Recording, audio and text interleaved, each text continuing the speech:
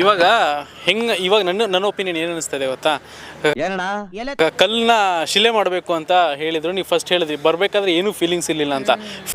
ಯಾರು ಹೇಳಿದ್ರು ನಿಮಗೆ? ಅವನು ಹೇಳ್ತಾನೆ, ಅವನೇ ಹೇಳ್ತಾನೆ.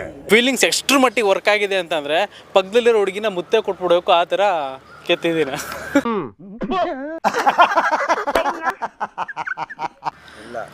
ಫೇಮಸ್ ಚೆನ್ನಾಗಿ ಕೆತ್ತಾರೆ, ಚೆನ್ನಾಗಿ ಕೆತ್ತಾರೆ.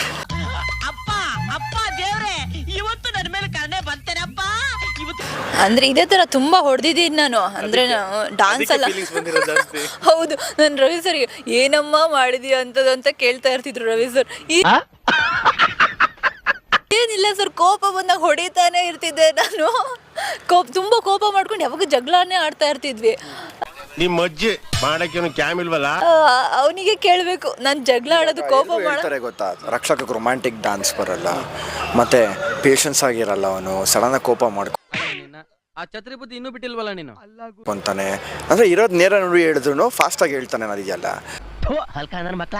ನಿಮ್ದು ಒಂದು ಬದುಕ. ಅದೆಲ್ಲ ಚೇಂಜ್ ಆಗಿದೆ, ಅದೆಲ್ಲ ಬದಲಾಗಿದೆ ರಕ್ಷಕಲ್ಲಿ ಅಂದ್ರೆ ಅದೆಲ್ಲ ಕ್ರೆಡಿಟ್ಸ್ ಇವ್ರಿಗೆ ಹೋಗುತ್ತೆ. ಅಣ್ಣ ಸಖತ್ ಆಕ್ಟಿಂಗ್ ಮಾಡ್ತಿದ್ದೆ ಕಣ, ಕಲಾವಿದ ಕಣ, ನಮಸ್ಕಾರ ಕಣ. ನೀನು ರೊಮ್ಯಾಂಟಿಕ್ ಡಾನ್ಸ್ ಮಾಡ್ಬೇಕು ಅಂತ ಹೇಳಿದ್ರೆ ಇಲ್ಲಿ ಇವಾಗ ಡಿಸ್ಟೆನ್ಸ್ ಅಂತ ನಾನು ಇಲ್ಲಿ ನಿಂತ್ಕೊಂತಿದ್ದೆ ಅಂತಿದ್ದೆ. ಮಾಸ್ಟರ್ ದಯವಿಟ್ಟು ಹಿಂಗೆಲ್ಲ ಮಾಡಿಸ್ಬೇಡಿ ಮಾಸ್ಟರ್, ನಾನು ಮಾಡಲ್ಲ, ಅದು ನಾನು ಫ್ಯೂಚರಲ್ಲಿ ಮಾಡ್ಬೇಕಂದ್ರೆ ಮಾಡ್ತೀನಿ ಮಾಸ್ಟರ್, ಇಲ್ಲ ಮಾಡ್ಬಿಟ್ಟು ಮಾಸ್ಟರ್, ನಂಗೆ ನಾಚಿಕೆ ಆಗುತ್ತೆ. ಯಾವ ಬೋಳೆ ಮಗ ಹೇಳಿದ್ರಿ? ಅಯ್ಯೋ ರಕ್ಷಕ್, ನೀವು ಆರ್ಟಿಸ್ಟ್ ಆಗ್ಬೇಕಾಗಿರೋದು, ಹೀರೋ ಆಗ್ಬೇಕಾಗಿರೋದು, ನೀವು ಮಾಡಿ ಮಾಡಿ ಅಂತ ಇವ್ರು ಇಟ್ಕೊಂಡು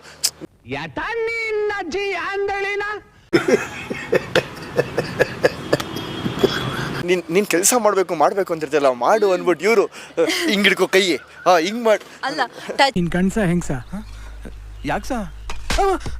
ಮಾಡ್ಬೇಕು ಅಂತಂದ್ರೆ ಹಿಂಗೆಲ್ಲ ಫೀಲ್ ಮಾಡ್ಬೇಕು, ಹಿಂಗ್ ಟಚ್ ಮಾಡ್ಬೇಕಂದ್ರೆ ಇವನು ಇಷ್ಟೇ ಇವನು ರೊಮ್ಯಾನ್ಸು.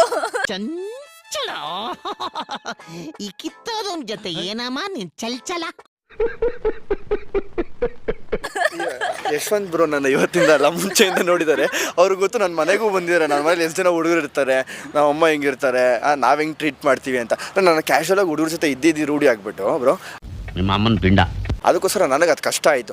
ಈ ಶೋಗೆ ಬಂದಾದ್ಮೇಲೆ ಎಷ್ಟು ಈಸಿ ಆಯಿತು ಅಂತ ಹೇಳಿದ್ರೆ, ಅಲ್ಲಿದ್ದಿದ್ದು 10 ಜನ ಪೇರ್ನು 10 ಜನ ಹುಡುಗಿರ್ನು ಇವಾಗ ಕಂಟ್ರೋಲ್ ತಗೊಳ್ಳೋ ರೀತಿಗೆ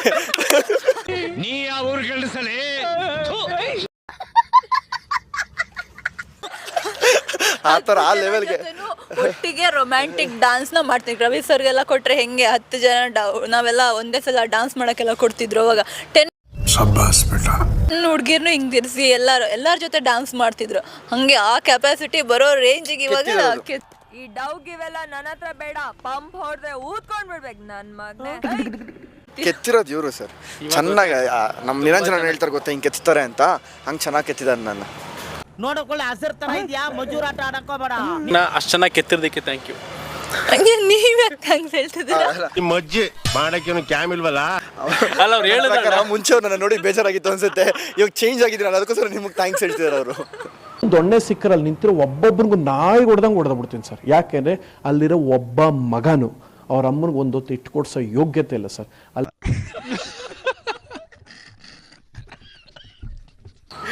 ಸೂಪರ್. ಆ್ಯಂಡ್ ನಿಮ್ಮ ಜೋಡಿನ ಮೆಚ್ಕೊಂಡಿದ್ದಾರೆ. ಸೊ ಅವಾಗ ಹೊರಗಡೆ ಕಾಣಿಸ್ಕೊಳ್ತಾ ಇರ್ತೀರ, ಒಂದಷ್ಟು ಕಮೆಂಟಿಗೆ ನೀವು ಉತ್ತರ ಕೊಟ್ರಿ ಆ್ಯಂಡ್ ಫಸ್ಟ್ ರನ್ನರ್ ಅಪ್ ಆಗಿದ್ದೀರಾ. ಸೊ ಜನಗಳಷ್ಟು ಪ್ರೀತಿ ಕೊಟ್ಟಿದ್ದಾರೆ. ನಿಮ್ಮ ಅಪ್ಪ ಅಮ್ಮ ನಿನ್ನದು ಏನು ಅಂತ ಹುಟ್ಟಿಸ್ಬಿಟ್ರು. ಜನಗಳಿಗೆ ಏನು ಹೇಳಕ್ಕೆ ಇಷ್ಟಪಡ್ತೀರಾ? ನೆಕ್ಸ್ಟ್ ನಿಮ್ಮನ್ನು ನಾವು ಎಲ್ಲಿ ನೋಡ್ಬೋದು, ಹೆಂಗೆ ನೋಡ್ಬೋದು?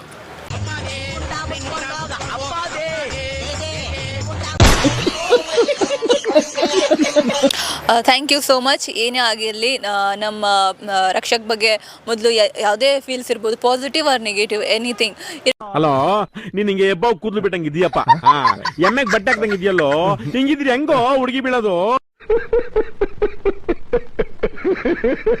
ಇರ್ಬೋದು. ಬಟ್ ನಾನು ಪೇರ್ ಆಗಿ ಬಂದಾಗ, ನಾನು ಅವ್ರಿಗೆ ಮೆಂಟರಿಂಗ್ ಮಾಡ್ತಾ ಇದ್ದಾಗ, ನಮ್ಮಿಬ್ಬರ ಡಾನ್ಸ್ ಪರ್ಫಾರ್ಮೆನ್ಸ್ ಇರ್ಬೋದು, ಸ್ಕಿಟ್ ಇರ್ಬೋದು, ಎಲ್ಲದನ್ನು ತುಂಬ ಇಷ್ಟಪಟ್ಟು ಆ್ಯಂಡ್ ಮಾಡ್ತೀಯಾ, ಇನ್ನೂ ಚೆನ್ನಾಗಿ ಮಾಡು ಅಂತ ಹೇಳಿ ಇಬ್ಬರಿಗೂ ಸಪೋರ್ಟ್ ಮಾಡಿದ್ದೀರಾ. ಸೊ ಎಲ್ಲರೂ 10 ಸೆಕೆಂಡ್ ಮೌನಾಚರಣೆ ಮಾಡೋಣ.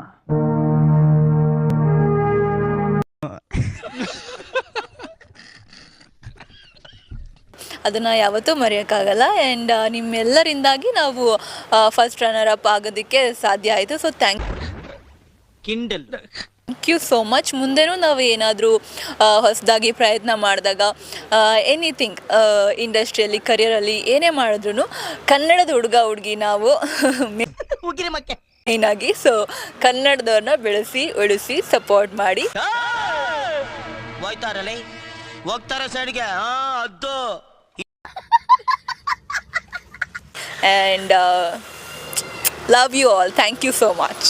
ಲೇ ತೆಗಿರ ಇದೆಲ್ಲ ಏನು ಹಳೆ ಡಬ್ಬಗಳನ್ನ ತೆಗಿರ ಮುಚ್ಚ್ರ ತೆಗಿಯಲೇ. ನನ್ನ ಫಸ್ಟು ನನ್ನ ಟೀಮ್ ಥ್ಯಾಂಕ್ಸ್ ಹೇಳ್ತೀನಿ. ಬಂದ ನೋಡು ಕೇಳಿ Nagappa. Second Ravi sir, Rachu ma'am ನಮ್ಮ ಬಾಸ್ಗೆ. ಆಮೇಲೆ ನೀನು ಏನು ಮಾತಾಡಬೇಡ, ನನಗೆ ಸಿಟ್ಟಾದ್ರೆ ಹೊಡೆದಾಗ್ಬಿಡ್ತೀನಿ. ರಮೋಲಾಗೆ, ನನ್ನ ಫ್ಯಾಮ್ಲಿಗೆ ಸಪೋರ್ಟ್ ಮಾಡಿದ್ದಕ್ಕೆ, ಮತ್ತು ಎಲ್ಲ ಟ್ರೋಲ್ ಪೇಜಸ್ ಏನೇನು ಸಪೋರ್ಟ್ ಮಾಡಿದ್ರು. ಅಂದರೆ ಒಂದು ಟೈಮಲ್ಲಿ ರಕ್ಷಕ್ ಬಗ್ಗೆ ಪೋಸ್ಟ್ ಹಾಕಿ ನೆಗೆಟಿವ್ ಬರೆದವರು ಇವತ್ತು ನಮ್ಮಿಬ್ಬರು ಪೇರ್ನ ಇಷ್ಟಪಟ್ಟು ಕ್ಯೂಟ್ ಪೇರು, ಇವರಿಬ್ರು ಮದುವೆ ಆದರೆ ಚೆನ್ನಾಗಿರುತ್ತೆ, ಇವರಿಬ್ರು ಮಚ್ ತಗೊಂಡು ಬಿಟ್ಟು ಹಾಕಿದ್ರೆ ಸಾಕ್ಬಿಡ್ತೀನಿ. ಒಂದು ಸ್ಟೇಜ್ ಮೇಲೆ ಬಂದಾಗ ಆನ್ ಸ್ಕ್ರೀನ್ ತುಂಬ ಚೆನ್ನಾಗಿ ಕಾಣಿಸ್ತಾರೆ. ಇವೊಂದು ಡ್ರೆಸ್ಸಿಂಗ್ ಸೆನ್ಸ್ ಆಗಿರ್ಬೋದು, ಎಲ್ಲದೂ ತುಂಬ ನೋಡಿ ತುಂಬ ಚೆನ್ನಾಗಿ ವಿಚಾರಿಸ್ಕೊಂಡು ನಮ್ಮ ಬಗ್ಗೆ ಎಲ್ಲ ಟ್ರೋಲ್ ಪಿಕ್ಚರ್ಸ್ ನಮ್ಮ ಬಗ್ಗೆ ಬರೋದ್ರಲ್ಲ,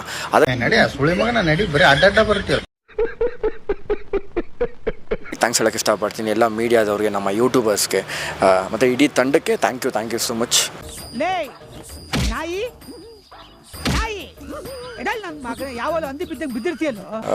ಥ್ಯಾಂಕ್ ಯು ನನ್ನ ಜೊತೆ ಇದ್ದಿದ್ದಕ್ಕೆ, ನನ್ನ ಸಪೋರ್ಟ್ ಮಾಡಿದ್ದಕ್ಕೆ, ನನಗೆಲ್ಲ ಹೇಳ್ಕೊಟ್ಟಿದ್ದಕ್ಕೆ ಥ್ಯಾಂಕ್ ಯು. ಇವತ್ತಿಗೂ ರಮೋಲ್ ಅವ್ರಿಗೆ ಒಂದು ವಿಷಯ ಹೇಳಬೇಕಿತ್ತು, ಹೇಳಕ್ಕಾಗಿಲ್ಲ ಅಂತಂದ್ರೆ ಏನಾದರೂ ಇದೆಯಾ? ಹೇಳ ಯಾವ ತಿರುಬೋಕಿ ನನ್ನ ಮಗನ ಗೊತ್ತು. ಆಯ್ತಣ್ಣ, ಎಲ್ಲ ಹೇಳಿದೆ. ಏನು ಯಾವುದು? ಅಯ್ಯೋ ಅಣ್ಣ, ನಾನು ಈ ಶೋ ಅವ್ನು ಮುಚ್ಚಿಟ್ರು ಹೇಳೋವರೆಗೂ ನಾನು ಬಿಡಲ್ಲ. ಈ ನನ್ನ ಮಕ್ಕಳಿಗೆ ತಿಂದ್ಬಿಟ್ಟು ಮನೇಲಿ ಬೇರೆ ಏನ್ ಕೆಲಸ ಇರಲ್ಲ, ಇಲ್ಲಿ ಬಂದು ನಿಂತ್ಕೊಂಡು ಹೋಗೋ ಬರೋರ್ನೆಲ್ಲ ತರಲೆ ಮಾಡ್ಕೊಂಡು ಪೋಸ್ ಕೊಡ್ತಿರ್ತಾರೆ ಬಡ್ಡಿ ಮಕ್ಕಳು. ಅದು ಯಾಕೆ ಆ ಥರ ರಿಯಾಕ್ಟ್ ಮಾಡಿದೆ? ನಿನ್ನ ರಿಯಾಕ್ಷನ್ ಏನೋ ಚೇಂಜ್ ಇತ್ತು. ಏನಕ್ಕೆ ಯಾಕೆ ಹೇಳೋವರೆಗೂ ಬಿಡಲ್ಲ ನನಗೆಲ್ಲ. ನಮ್ಮ ಖಾನ್ದಾನ್ದಾಗ ನಿನ್ನಂತ ಹರಾಮ್ ಖೋರ್ ಇದ್ದದ್ದು ಮೊದ್ಲ ಗೊತ್ತಾಗಿದ್ರೆ ಮೊದಲು ನೀನು ರುಂಡ ಕತ್ತರಿಸಿದ್ದೆ. ಕ್ಲಾರಿಟಿ ಕೊಡಬೇಕು ಅವನು. ಬಿಕಾಸ್ ಒಂದು ಡಾನ್ಸ್ ಪರ್ಫಾರ್ಮೆನ್ಸ್ ಮಾಡಿದ, ನಾನು ಹೇಳ್ಕೊಡುವಾಗ ಮಾಡ್ತಾ ಇರಲಿಲ್ಲ ಆ್ಯಂಡ್ ಟೈಮ್ ಕೊಡ್ತಾ ಇರಲಿಲ್ಲ ಪ್ರಾಕ್ಟೀಸ್ಗೆ. ಚೆನ್ನಾಗಿ ಬರಬೇಕು ಅಂತಂದರೆ ಪ್ರಾಕ್ಟೀಸ್ ತುಂಬ ಮಾಡಬೇಕು, ತಾವು ಸ್ವಲ್ಪ ಸೈಲೆಂಟ್ ಆಗಿರ್ಬೇಕು. ಟೈಮ್ ಕೊಡ್ತಾ ಇರಲಿಲ್ಲ. ಒಂದು ಪರ್ಫಾರ್ಮೆನ್ಸಿಗೆ ಮಾತ್ರ ಟೈಮ್ ಕೊಟ್ಟಿದ್ದ. ಅಂಥದ್ದು ನಾನೇನು ಮಾಡಿದ್ದೀನಿ? ನನಗೆ ಯಾಕೆ ಟೈಮ್ ಕೊಟ್ಟಿಲ್ಲ? ನಾನು ಹೇಳ್ಕೊಟ್ಟಿದ್ದನ್ನ ಯಾಕೆ ಕೇಳಲ್ಲ? ನಿನ್ಗೆ ಯಾಕೆ ಆಮೇಲೆ ಯಾವ ಇವೆಲ್ಲ ಅವನು ಇದುವರೆಗೂ ಆನ್ಸರೇ ಮಾಡಿಲ್ಲ. ಅಂದರೆ ನನಗೆ ಎಲ್ಲ ಮಾಸ್ಟರ್ಸ್ ಹತ್ರ ಕಲ್ತಿರೋ ಇದೇ ಫಸ್ಟ್ ಟೈಮ್ ಹುಡುಗಿರ ಹತ್ರ ಕಲಿತಾ ಇರೋದು. ನಾನು ಸಲೂನ್ಗೆ ಫಸ್ಟ್ ಡೇ ಇವ್ರು ನನ್ನ ಗ್ರೂಮ್ ಮಾಡಕ್ಕೆ ಕರ್ಕೊಂಡು ಹೋದಾಗಲೂ ನಾನು ಒಂದು ಲೆವೆಲ್ಗೆ ಶಾಕ್ ಆಗಿಬಿಟ್ಟಿದ್ದೆ.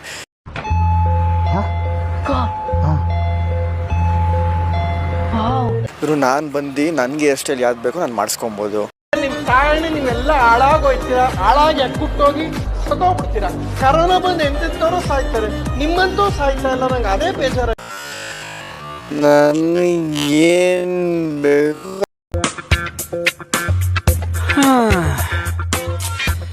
ಕಿತ್ತೋದ್ ನನ್ನ ಮಗ ಎಷ್ಟು ಮುದ್ದಾಗಿದ್ದಾನಲ್ಲ.